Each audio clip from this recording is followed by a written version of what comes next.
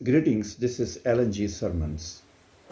آج صبح جب میں بائبل مقدس میں سے یہ حوالہ پڑھ رہا تھا، پہلا سیموئل اس کا 15واں باب، تو اس میں ایک بہت خوبصورت بات ہے جو آپ کے لیے، میرے لیے، ہم جہاں جہاں اپنی خدمات کرتے ہیں، جہاں اپنا کام کرتے ہیں، جو ذمہ داریاں لیتے ہیں، اس کے لیے بڑی اہم بات ہے۔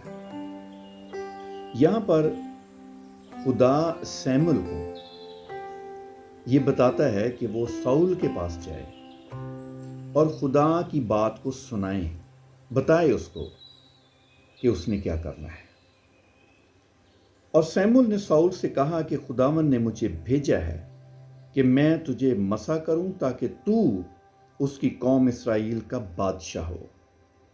یہ پہلی بات ہے جو اس کو ایک ایسا ٹائٹل، ایک ایسی ذمہ داری دینے کا خدا سیموئل کا استعمال کرتا ہے ساؤل کے لیے۔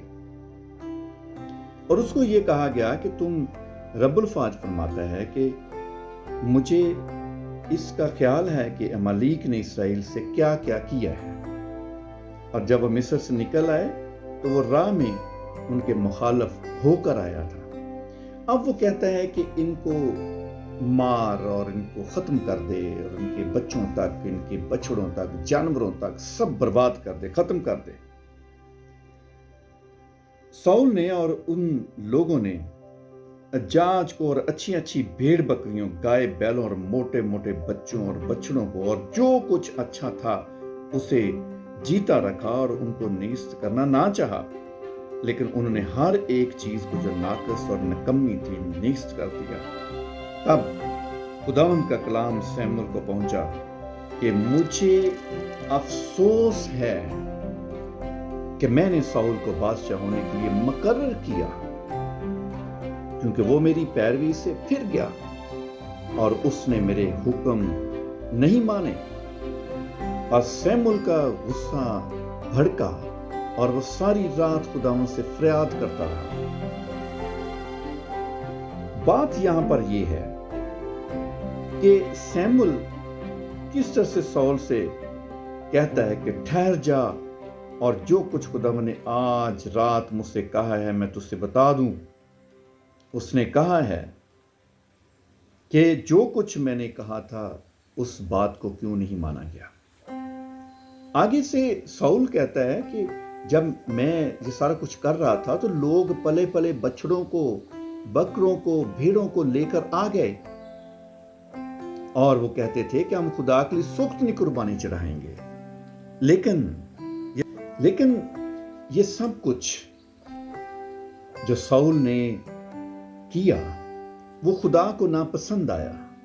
اور جب خدا کو ناپسند آیا کہ اس نے اس کی بات کو نہیں مانا، اور وہاں سے پلے بچڑے، موٹے موٹے بچڑے اور ان کے جو جانور تھے انہوں نے اکٹھے کر لیے، اور جو نکمے تھے ان کو انہوں نے مار دیا، ختم کر دیا، جو کسی ناکام کے تھے، جو رد کرنے والے کرنے کے قابل تھے۔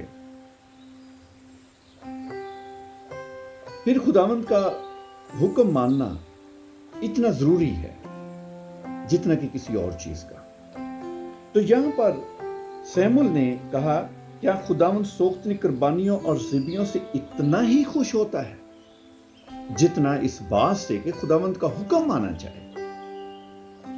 دیکھ، فرما برداری قربانی سے اور بات ماننا مینڈوں کی چربی سے بہتر ہے، کیونکہ بغاوت اور جادوگری برابر ہیں، اور سرکشی ایسی ہی ہے جیسے مورتوں اور بتوں کی پرستش۔ سو چونکہ تو نے خداوند کے حکم کو رد کیا ہے، اس لیے اس نے مجھے رد کیا ہے کہ خداوند کیا ہے کہ بادشاہ نہ رہے۔ ساؤل نے سیموئل سے کہا، میں نے گناہ کیا ہے کہ میں نے خداوند کے فرمان کو اور تیری باتوں کو ٹال دیا، کیونکہ میں لوگوں سے ڈرا اور ان کی بات سنی۔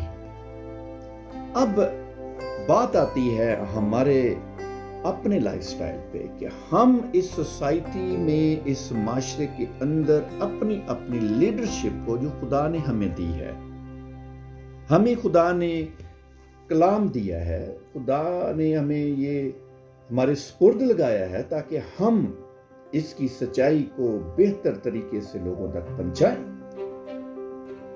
لیکن اگر ہم ایسی باتوں کو بیان کر دیتے ہیں جن باتوں سے ہمیں خوف ہوتا ہے کہ ہمارا رینک، ہماری ذمہ داری، ہماری پوزیشن ہم سے جاتی نہ رہے، تو پھر سچائی کیا ہے؟ پھر خدا کا حکم کیا ہے؟ خدا کا حکم یہ ہے کہ جو بات ہم اپنے پلپٹ پہ کھڑے ہو کر کرتے ہیں وہ بات ہمیں سچائی کے ساتھ کرنی چاہیے، جرات کے ساتھ کرنی چاہیے، ہمت کے ساتھ کرنی چاہیے، اور ہمیں طرفداری نہیں کرنی چاہیے۔ پھر جا کر ہمارا معاشرہ ٹھیک ہوگا۔ اور یاد رکھیں کہ حکم ماننا قربانی دینے سے بہتر ہے، اور خدا یہ پسند کرتا ہے، اور آپ کی قربانی یہی ہے کہ آپ صرف خدا کا حکم مانیں۔ خدا